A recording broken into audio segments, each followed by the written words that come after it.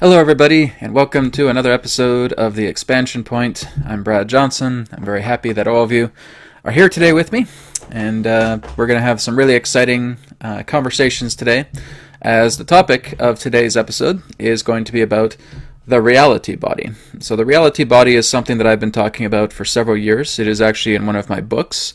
If you go to newearthteachings.com, you can actually look in one of my books, and it's called Rainbow Wisdom. And Rainbow Wisdom talks specifically about the reality body. So we're going to be looking into that a little bit more today. So why don't we go ahead and get started. Hello to everybody on the chat. Thank you so much again for being here. So let's go ahead and begin. All right. Oops, let me go back a little bit here. There we go. Okay, starting with the first slide.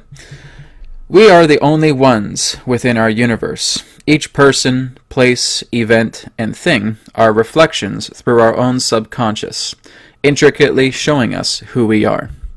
All that makes up reality are our limbs of creation through thoughts, feelings, and emotions. All experiences, expressions, intentions, thoughts, and actions are contained within the vastness of mind. So this is who we truly are. We exist truly as that nature of a God self, as a God being, and that we are within our own universe. So if we're imagining ourselves as a bubble, this bubble represents the entirety of the universe of ourselves. Any time that we're meeting another person, whether it's our mother, our father, our brother, our sister, our son, our daughter, our best friend, our boss, etc., those, again, are their own universes. These bubbles now start to bond together with the bubble of ourselves. So what's happening is there's an overlay. And so when we have that relationship, we're sharing each other's universes. But a being that is within their own universe cannot enter the universe of another. They basically have to join. It's like looking at a cluster of bubbles. And so what is happening is that there is a magnetic interaction between you yourself as the whole being and a slice, a version of yourself that represents that other soulful being existing in their own universe. And so every time that we have a conversation with somebody, or again, we have our partner, we have an intimate relationship, we are creating their projection. We're creating their own holographic imprint, their own version of what we can understand them to be. Now, we understand this because when we have a group-based conversation, let's say that our partner is talking to another person, and we're just witnessing that. And basically looking at how those two communicate, your partner, in that sense, is interacting in a very different way. They're interacting in a form of communication. Their personality is attuned in regards to having that interaction with that other person. When you step in and you say, "Oh, hey, how's it going?" They turn to you, and now all of a sudden their personality shifts. They shift back into the idea of being able to be reciprocative to your energy and to your personality, and to therefore a conversational construct. So every particular person that we are seeing represents a version of ourselves. They are us telling us about how we feel about ourselves through their perspective coming back to us. That's the nature of how how reality works, about how our universe makes up the projection of everything that is. Which means that you've never experienced an actual real object outside of your own universe. You've never actually experienced an actual event outside of your own universe, or a person, or a thing, right? So people, places, events, and things are all aspects of projections. They are telling us about ourselves, and we bring that into our world. We bring it in for continuity's sake. We bring it in again for looking into our own personality, our own behaviors, our own emotions, our own feelings, our own psyche, our own mind, our own beliefs. Everything is that particular construct. So the subconscious is more vast and more amazing than we can ever possibly imagine. But you are the only one here. And as you're the only one here, you're the one that's looking at all of these vast impressions, these vast instances of yourself to get more of an understanding about who you are. But of course, before we can understand who we are, we have to understand who we're not. And this is, again, is what reality is helping us to see. That we're basically just dumped, in the nicest way that I can say it, is that we're dumped into a reality when we first come into the body. We don't really understand anything, right? We need to be educated. We need to understand exactly how the world works. We want to find out exactly about social structure. We want to find out about other people, about what we're here to do, about what our capabilities are. And so we need to go into the raw energy as it relates to life. So as we start to work with the energy, we are now starting to develop over time discernment. And it's discernment itself that's actually going to allow you to realize about what you don't prefer, to actually remain into an area, go into an area, I should say, that tells you exactly who you are, right? So again, we need to come through the darkness. We need to go through the darkness, we need to go through the confusion, we need to go through all these intensities before we're able to come into the light, right? And that's really what we're here to do. And this is how we're discovering more about our reality body, is when we learn to refine, is when we learn to discipline, is when we learn to center, realize, understand more about what we are not, and then therefore moving into what we are. So moving on. We exist in a veil of separation as we give power to the mask of ego. And that's really all that ego means. Actually, ego is a Greek word, and it really just means mask, right? So every time that we're working with the ego, we're working with a mask on their face. We're working with a program. We're working with a boundary. This veil of separation is known as free will, the law of confusion. This was also made apparent through a book, that again, one of my favorite books, The Law of One. Now, the law of confusion again represents that, yes, of free will. It is also the idea of choice, right? So whenever we're starting to work together with choice, we have all of these different avenues. It's like standing in the middle of the road and you have 100 different roads surrounding you. Any one of them can go anywhere. So basically, rather than us trying to logicalize about where to go, or to rationalize where to go, rather than going eeny, meeny, miny, mo, oh, okay, this must be it, right? When we actually start to tune into the heart, and we let go, and we release that grip of the ego, and we just start to feel the heart now starts to guide us. We just start to naturally walk a path down one of the avenues, because this is where the heart is guiding us. This, again, is the essence of the reality body. What is happening is that your own reality, the essence of yourself within your own universe, is channeling through you. And so now you are connecting with the body, you're connecting with the feelings, and you're just completely trusting your own inner guidance, which means you're surpassing thought. You're basically working together very strongly with precognition and that aspect of symbiotic nature.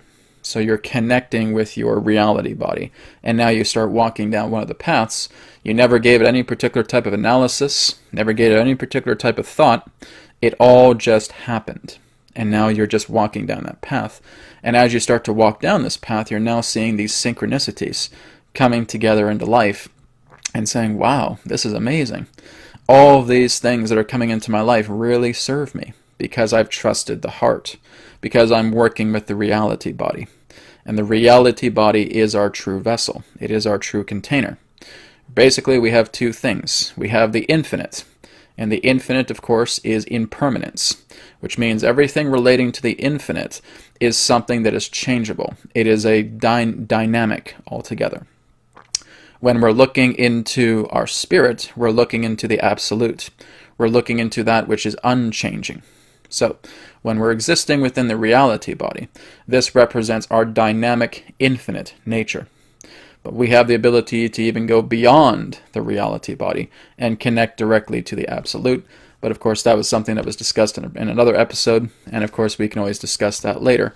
Right now, we're looking into the idea of working with the infinite reality body. And by trusting your heart, following your feelings, not trying to overanalyze things, not trying to become overburdened with thought, and saying, where should I go, what should I do, etc., etc., etc. When we just make decision, and we follow the heart, no choice was involved. We were simply in the alignment of decision. We walked down that path without a second thought. So this is basically how we are moving past the law of confusion. This is how we're getting past free will. This is how we are able to move past the ego mask, is when we surrender to ourselves, we let everything go, we just drop the grip, right? Drop the mask, and we follow. We follow our heart, we listen to it, and we start to take action based upon that feeling. So again, the more power we give to the external reality, the more the fog of confusion grows. When we return to the heart and trust the flow within ourselves, we transcend free will. Love, compassion, forgiveness are the keys to discovering the reality body unveiled. So it's when you trust yourself. So when you drop everything, you drop every expectation, you drop every thought, you drop every preconceived idea of yourself, and you surrender. You let the moment guide you. That's when you're in sync with the reality body. Not just the heart, because the heart is channeling everything that the reality body is. So we allow our reality body to become one with us, and we follow the feeling of the reality body that is telling us, in this small fractalized version of ourselves, follow this path, for this will show you more of what you are looking for as it relates to who you feel you are in this lifetime. Moving on. One who is able to conscientiously will their life into being works with the reality body. The reality body is our true body, existing beyond space, time, matter, dimensions, and karma. Our form is the universe, our mind is God, and our spirit is creation. Okay? So whenever we are able to become very conscientious of us tapping into ourselves, of working with the heart, of channeling the reality body, of synchronizing with our life, synchronizing with the universe, and allowing the infinite to guide you, this is when you're becoming that true being. This is when you're becoming that of the God mind, that of the God spirit, that of the God action, right? So we're working together in a state of symbiosis with the true nature of our reality body, which means everything that you see, smell, taste, touch, and hear around you is yourself. It's your body. If there's another apartment building just outside of yourself, that's a limb extension of your creation body, your reality body. If there's trees all around you, part of your body, right? Everything represents that reflection of your body when you start to align to the heart, when you're letting the heart tell you, this is where you need to go. This is what you need to do. So what do we really need to do to get into that alignment? Well, we need to open ourselves up. We need to open ourselves up to all those possibilities that are available. We need to trust the process, right? We need to trust ourselves. We need to understand that I know that when I put my trust into my heart, it will lead me to where I want to go. So again, we put too much energy into this idea of overthinking, of overanalyzing. And again, trying to put so much overwhelming curiosity on top of things. And this is actually what's thickening the fog of the confusion. It's when the aspect of the ego feels like it's getting so much leeway through ourselves to try and lead us into life that we actually go into thicker fog, right? The ego is, in fact, one of the greatest traps there is. The being that I channel, known as Adronis, has stated as well, too, that the greatest virus you will ever find on your planet is actually that of an overinflated ego, right? That's the greatest virus there is, because it shuts you out. It creates this segregation. It creates this separation from helping you understand more about who you naturally are. And what you naturally are is undefinable. It is enigmatic. You cannot define who you are. You are only looking into what you're not.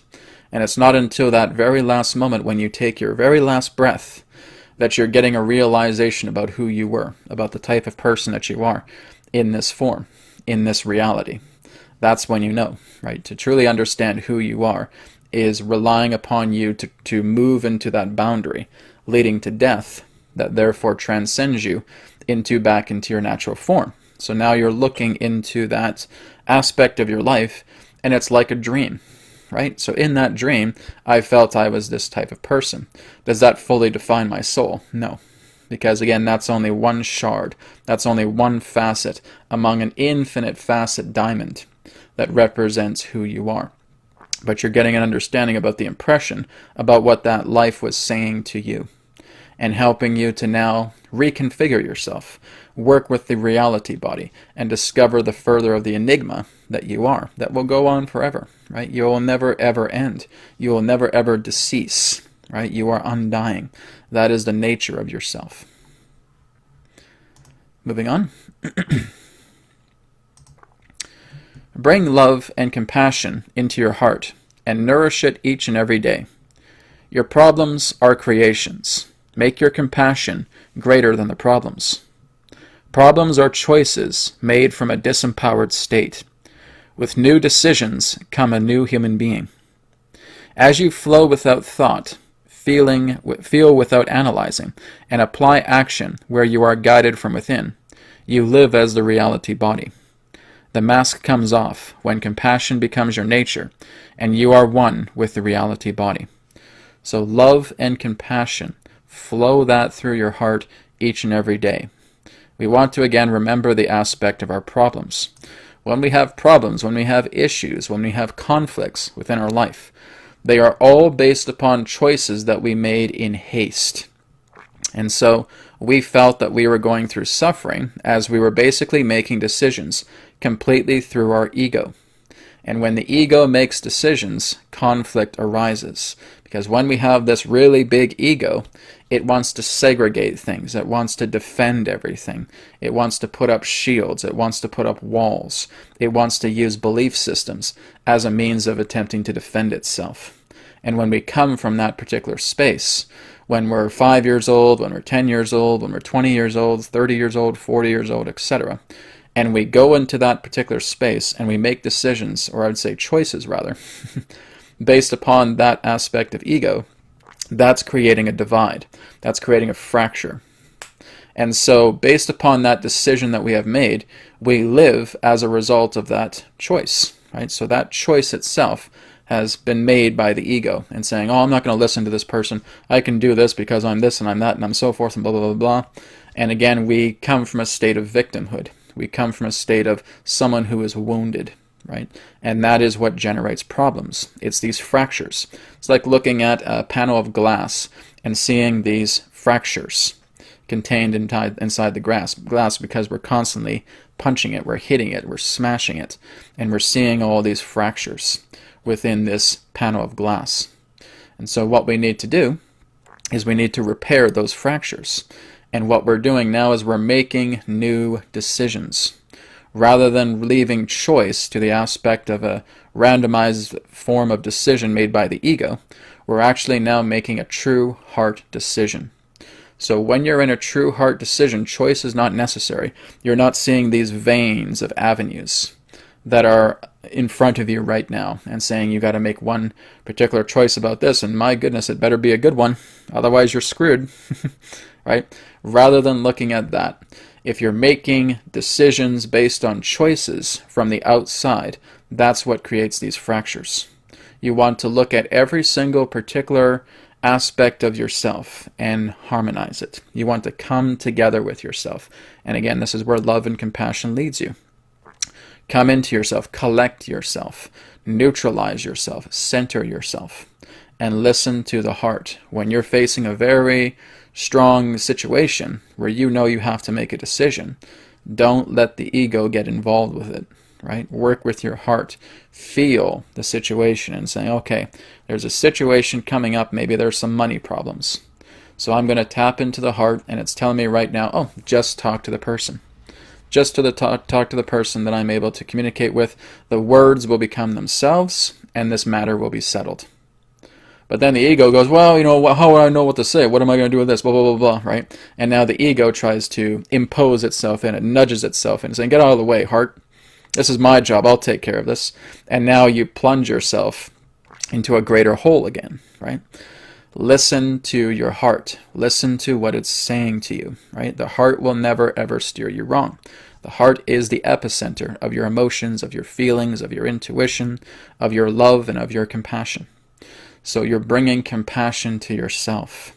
It's great that we want to go out and we want to help other people and that we want to give them, great praise and encouragement and support. But do not disclude yourself. You're one of the people as well. This is your universe. You're the only whole being that you're ever going to meet. So this is in that sense that we're putting our own aspects of growth first before anybody else. Okay? Well, Brad, why do you say that? Why do I put my own needs, my own growth in front of anybody else's?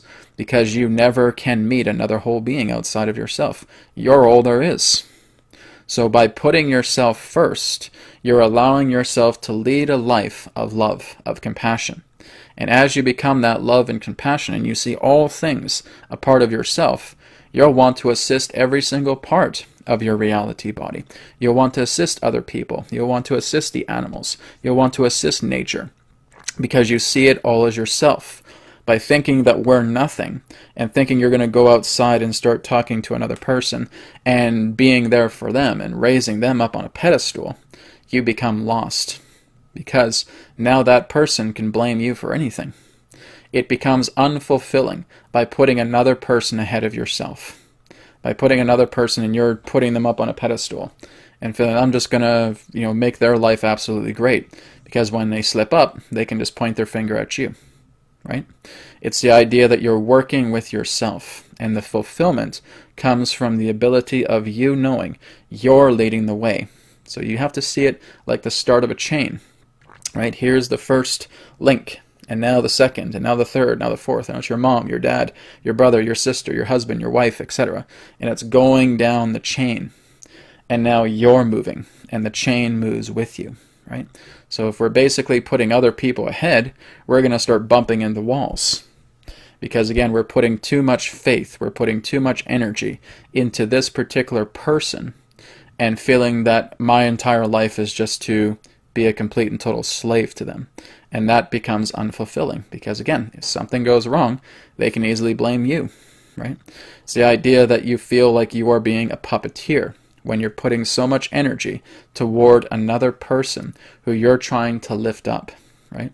That's not how you lift up a person, right? You work with yourself and you're already lifted up. And now you're joining hands with other people and they're lifting up together with you, right? That's the true way of lifting yourself up. That's the true way of elevating yourself, is by working with yourself, making yourself first. And again, being the whole being that you know yourself to be, because you can't jump into another person's universe and create things for them. It's not possible. And this is again where many of us can be diluted by that. I'm going to go and I'm going to make this person great. You can't. It's not possible. They are their own creator in their own universe. By going outside of yourself and thinking that you're going to try and change them is going to lead to disaster. That's an ego principle, right? That's not a heart principle. The heart principle is realizing that you are the only one who can create in your universe. And everything that's happening within your universe is a result of your own creative processes, a result of your thoughts, your actions, your feelings, your emotions. All of that is a part of what you're creating. You have never seen another being create.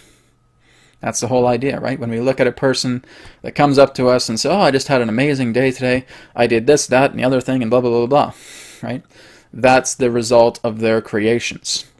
And even when we witness something, that's the idea of our impression of them receiving something that they particularly enjoy, right? So they are basically telling us about how we are creating. So whenever we witness another aspect of ourself that feels like they are manifesting something together, it's our own impression about what's actually manifesting through us, that hologram, that impression of a person is showing what we can do, right? So it's all just a part of a very large interconnected web where everything within your universe is being perceived through you. You're the one perceiving that person, receiving that gift. And that's telling you that you are therefore witnessing a gift through yourself, through that person. So again, the whole idea here is that your reality body is telling you everything that exists within your universe is possible through you. That creator is in their own universe. They are creating through themselves.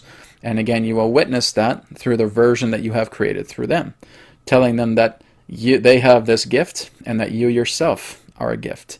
You yourself have this ability as well too. It's not about getting jealous and saying, oh, this person got a new shining car and I can never get that, etc., etc. And if you really are passionate in getting a new car, follow the heart space and you'll get it in your own unique way. It's your universe telling you this is possible for you as well.